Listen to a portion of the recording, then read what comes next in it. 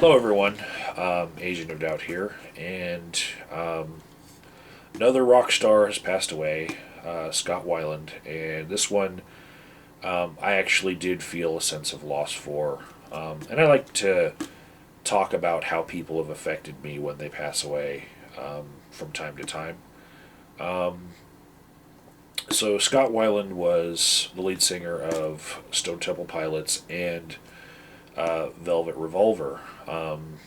Got to take a bite out of the apple of fame twice there, and yeah, he passed away, and it was probably drug related because he had a lot of battles with addiction. But in the story that is me, Scott Weiland does play a very small part, and I want to tell where this one pivotal moment in my life because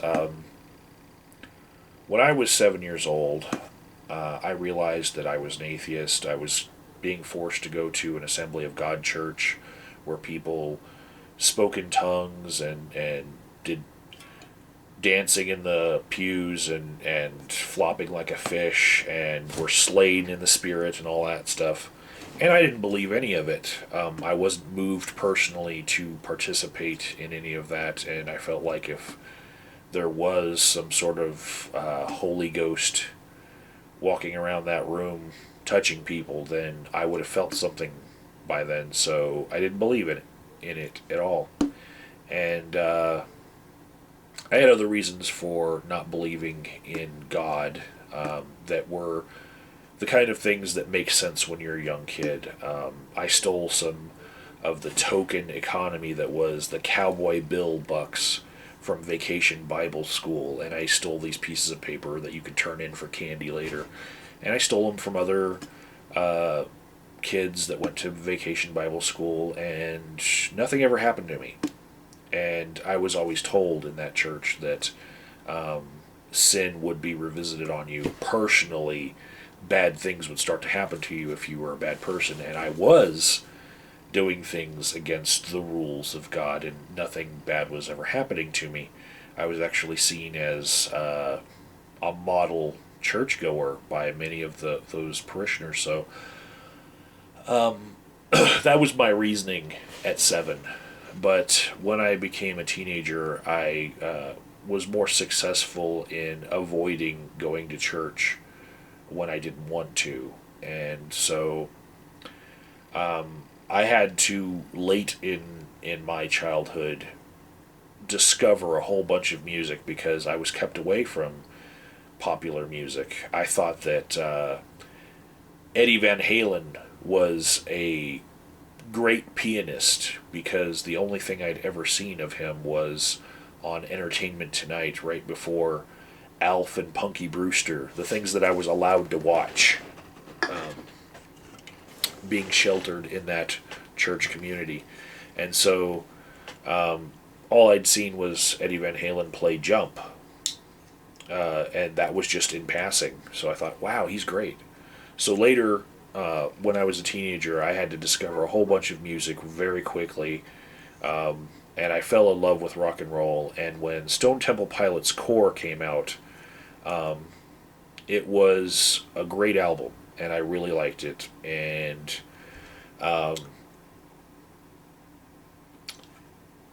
my favorite song off of Core was Wicked Garden, and I was happy that later they made a token effort at making a music video for it for MTV, because it wasn't their biggest hit off the album, but it was my favorite song. But the song that I want to talk about off of that original album of theirs is Naked Sunday, because without that song, I might not have experienced my first realization that the Bible had contradictions in it the same way. And I didn't know back in 1992 that there was a network of other people that felt the same way as me. I clung to every little bit of pop culture that was just a little bit against religion, against the indoctrination that I had experienced, and I just tried to pick things up here and there. And rock and roll had a lot of messages in it that were sacrilegious, and the song "Naked Sunday" by Stone Temple Pilots, it's not really sung as much as spoken word song, and it has a passage towards the end where it says, "An eye for an eye, a tooth for a tooth. Turn the other cheek or side. We're all God's children, the giver of life, but only we will survive." And of course, the exclusionary nature of the Assembly of God Church immediately stuck out in my head like, holy shit, that's what my church says. All other churches are false. This song gets it. But then, the lines right before that, "An eye for an eye, a tooth for tooth. Turn the other cheek or side." Those are two things that are in opposition to each other, but they're both in the Bible. And that was the first Bible contradiction that I ever realized, and that without that song at that time, I might not be sitting here making this video on this channel where I've spoken so much about my experiences as an atheist in America. So that's how Scott Weiland affected my life in a very little way. But it was very well timed for my life. So I'm sad to hear that he's passed on, and I'll leave a link in the description box to the song that helped shape my life.